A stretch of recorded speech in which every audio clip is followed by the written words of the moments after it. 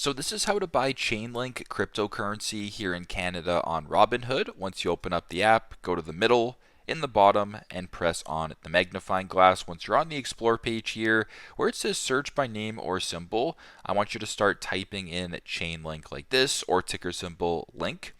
Once it appears, select it. Then at the bottom, press buy.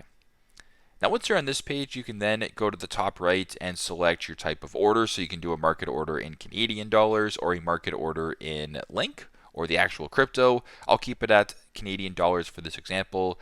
Now, once you're back on this page, you can then type in the amount of Chainlink you want to buy. So, for example, if you wanted to buy like $4.75 worth or whatever, you can type in 475. And if this looks good, press on review in the middle.